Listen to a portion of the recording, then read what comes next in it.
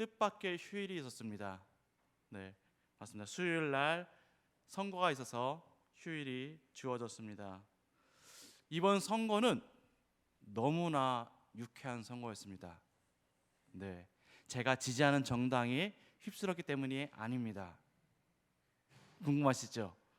네, 왜 유쾌한 선거냐면은 작년까지 저희 사택은 역 앞에 있었습니다. 8차선 왕복대로에 있다 보니까는 유세할 때에 밤낮으로 확성기를 틀어놓고 자기 선거 유세를 합니다. 새벽부터 밤 늦도록 선거 유세를 하는데 너무너무 시끄러워서 차마 창문을 열 수가 없을 정도였습니다. 밤 11시까지인가 10시까지인가 계속 유세를 하는데요. 쉬는 날도 주일날도 너무나 많아 사람들이 왔다 갔다 하기 때문에 거기서는 항상 유세를 했습니다. 이번에는 다행히 저희 사택이 조금 큰 길에서 안쪽에 들어갔다 보니까는 그렇게 시달리지 않고 그렇게 지낼 수 있었습니다. 제가 보기와는 다르게 더위를 많이 안 탑니다. 네. 그래서 에어컨 켜는 것도 별로 안 좋아하는데 그 시끄러운 소음 때문에 문을 닫고 항상 에어컨을 유세 기간 동안 켰었어야 합니다. 근데 이번에 얼마나 조용하게 이 유세 기간이 지나갔는지 너무나 유쾌한 선거였습니다.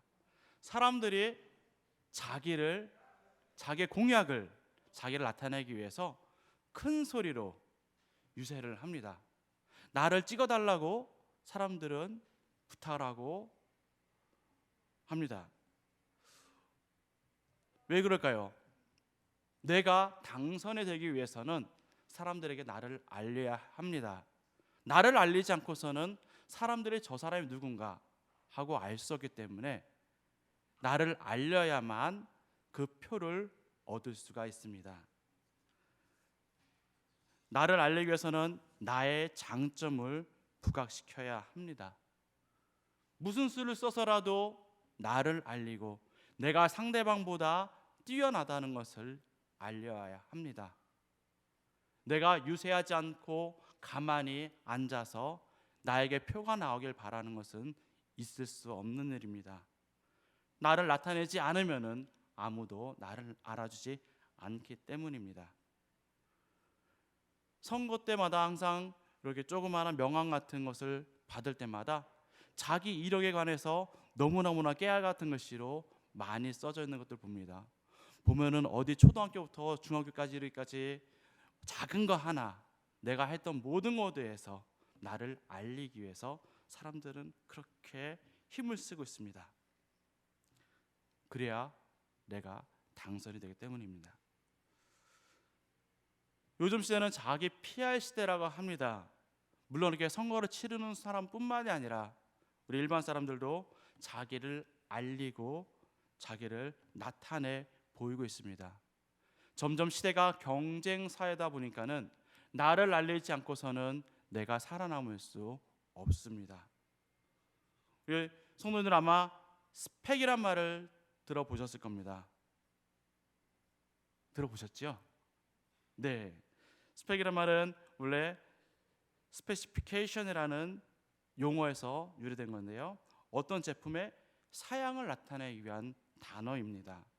그 제품이 어떤 특징을 가지고 있는지 나타내는 것입니다. 이 사이즈는 얼마고 어떤 재질로 되어 있고 어떠한 용도로 쓰게 되는지 나타나 있는 그런 용어입니다.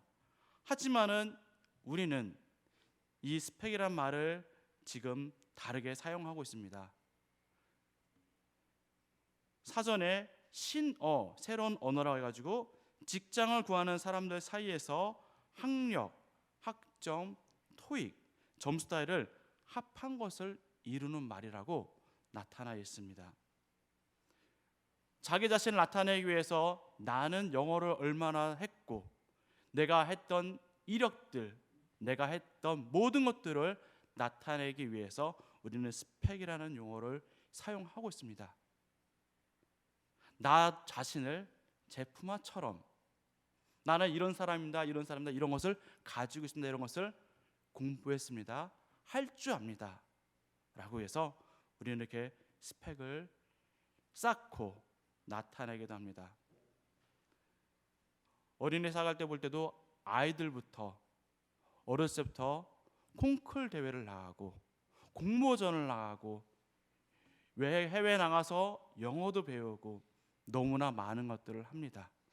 어렸을 때부터 자기 자신의 한 줄의 이력을 더 쓰기 위해서 우리는 무단히 노력을 합니다. 그렇게 좋은 스펙 가지고서 좋은 대학을 가고 또한 좋은 대학에 가게 되면은 또한 좋은 직장을 얻기 위해서 우리는 또 스펙 쌓기를 하게 됩니다. 요즘에는 스펙 증후군이라는 또한 단어가 있습니다. 취업을 위해서 스펙을 쌓는데 그 취업 요건이 지나치게 중시가 되면서 스펙만 좋으면은 취업에 성공했다는 그 강박관념을 갖는 것입니다. 그래서 스펙이 부족해 보이면은 취업에 실패한 스스로를 책망한다는 증후군입니다. 그렇기 때문에 내가 다른 사람보다 뒤지지 않기 위해서 나를 더 나타나기 위해서 사람들은 스펙 쌓기 위해서 동분서주를 하고 있습니다. 세상에서 나를 다른 사람보다 더 낫다는 것을 더 자랑하지 않고서는 살아나기가 쉽지 않습니다.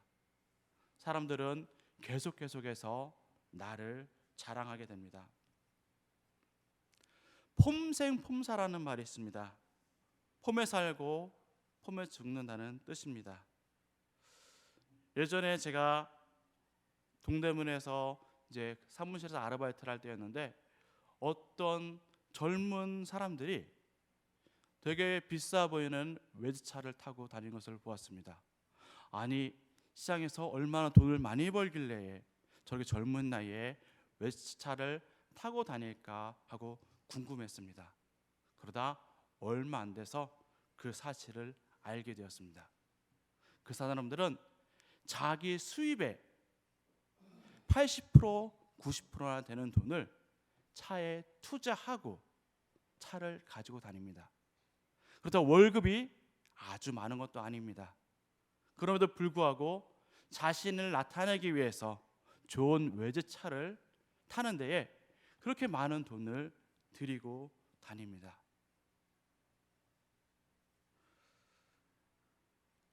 그럼 우리의 자랑은 어떤 것이 되어야 될까요? 우리가 넓은 아파트에 사는 것이 우리의 자랑이 되어야 될 것인가요? 요즘에는 또한 TV에서 먹방이라는 프로도 많이 납니다. 내가 좋은 것을 많이 먹고 좋은 곳을 많이 가봤고 내가 많이 먹을 수 있다는 것을 나타내기 위한 것도 하나의 자랑거리로 요즘은 여겨지고 있습니다. 이렇게 또한 내가 많이 여행을 다녔던 것이 나의 자랑거리로는 여겨야 될 것인가요?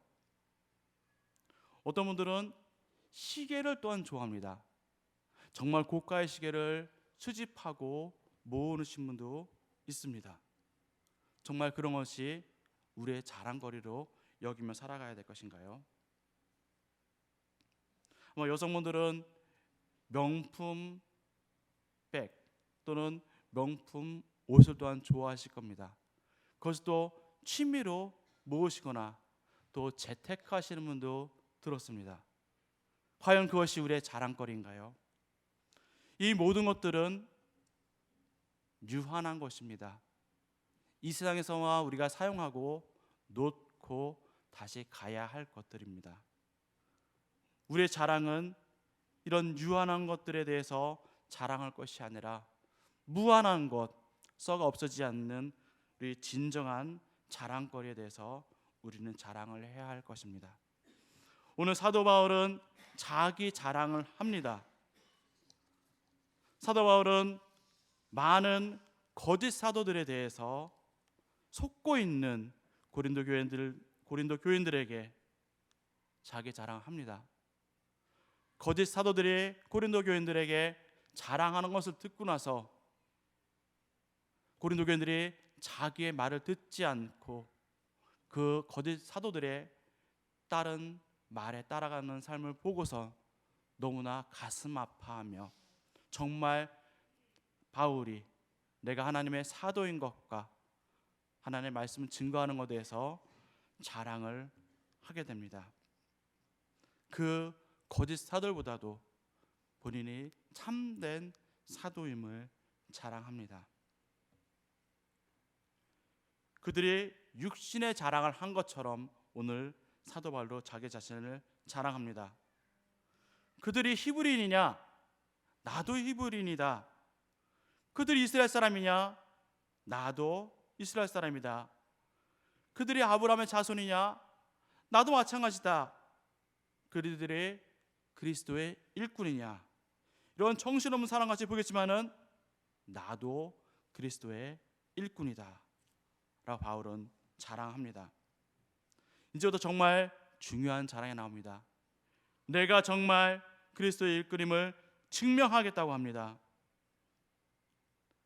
바울은 그리스도의 일꾼임을 자랑하기 위해서 옥에 갇혔던 이야기들을 합니다.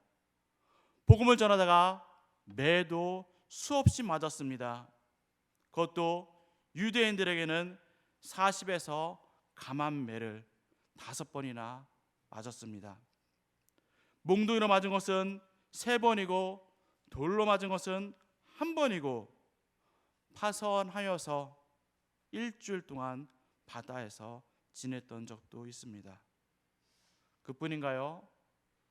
전도 여행하며 강의 위험도 만나고 유대인과 이방인들의 위험도 수없이 만나게 되었습니다.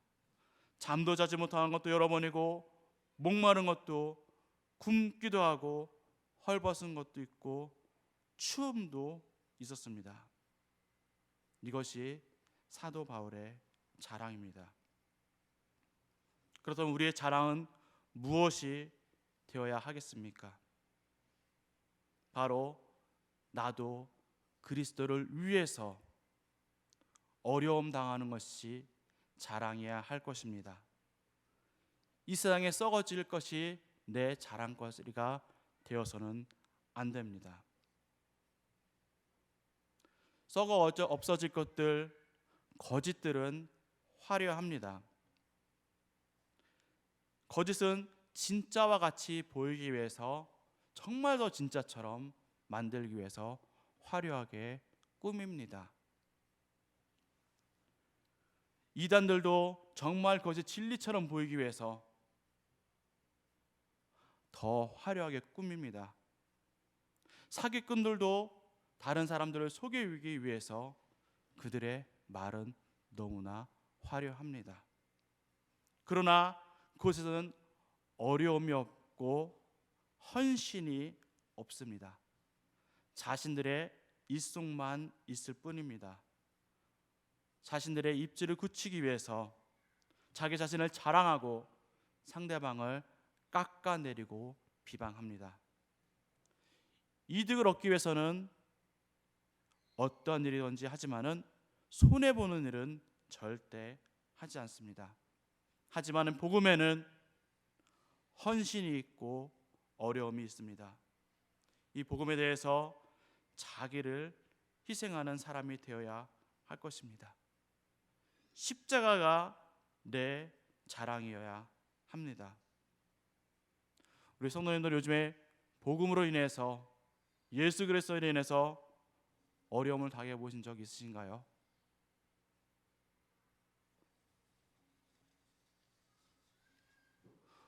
오늘 바울은 복음을 전하다가 매도 맞고 옥에 갇히기도 하고 돌에 맞기도 하고 또한 수많은 어려움을 당하게 됩니다. 하지만은 우리의 지금 삶을 한번 돌아보시기 바랍니다. 나도 정말 그리스도를 위해서 그렇게 핍박을 받아보고 어려움을 당해보고 또한 힘든 적이 있었는지를요. 전도하다 사람들에게 욕을 들어보신 적 있으신가요? 믿지 않는 가족을 위해서 눈물로 몇십 년 동안 씨를 뿌려본 적이 있으신가요? 아무도 알아주지 않음에도 불구하고 교회를 위해서, 하나님을 위해서 헌신하신 적이 있으신가요? 어떤 분들은 그럽니다. 내가 하나님을 잘 믿어서 내가 크게 잘 됐을 때에 하나님을 증거하겠다고 말하시는 분도 있습니다. 바울도 자랑할 것이 너무나 많았던 사람입니다. 당시에 큰 스승이었던 가말리엘의 제자였습니다. 또한 그는 로마 시민이기도 했습니다. 그러나 그 어떤 것도 바울은 자랑하지 않고 오직 복음을 위해서 자신이 받은 고난만 자랑합니다. 그것만이 우리의 유일한 자랑거리이고 우리의 진정한 자랑이기 때문입니다. 오늘 말씀 듣고 아직 나에게 자랑거리가 없다면은 이제부터 정말 그 자랑거리를 삼기 위해서 노력하시는 우리 임마누엘 교회 성도님이 되시기를 바랍니다. 오늘 또한 바울은 그뿐만 아니라 염려하는 것도 자랑을 합니다. 염려하는 것이 왜 자랑일까요? 염려하는 것으로만 끝나면은 그것은 자랑이 되지 않습니다. 하지만 그는 교회를 위해서 끊임없이 기도를 했습니다. 염려하는 것을 기도로는 하나님께 아뢰고 교인들 중에서 약한 사람 보면은 자기도 약해졌습니다. 교인들이 죄를 지으면은 아파했습니다. 함께 우리의 한 지체인 우리 지체들이 아파하고 힘들어한 것을 내 아픔으로 느끼고 함께 기도했던 바울입니다. 이제부터는 우리가 이런 자랑거리를 만들어가길 원합니다. 우리가 하나님 앞에 섰을 때에 너는 이 세상에서 무엇을 하다 왔니? 라고 하나님 물으셨을 때에 하나님, 나는 아파트 평수를 늘리기 위해서 열심히 일했습니다. 하나님, 나는 좋은 차를 타기 위해서 정말 밤을 자지 않고 열심히 일을 했어요. 라고 일하고 하나님께 아뢰는 것이 아니라 하나님, 내가 한 사람을 전도하기 위해서 정말 갖은 핍박을 다 받으면서 복음을 전했습니다. 하나님, 내가 아무도 알아주지 않는데 교회를 위해서 화장실 청소를 했고요. 내가 밤마다 교회에 와서 기도했습니다. 누가 알아주지 않더라도 하나님 앞에서 그 모든 것을 자랑스럽게 우리 아뢰할 수 있는 임마누엘 교회 성도님이 되시기를 주님의 이름으로 축복합니다.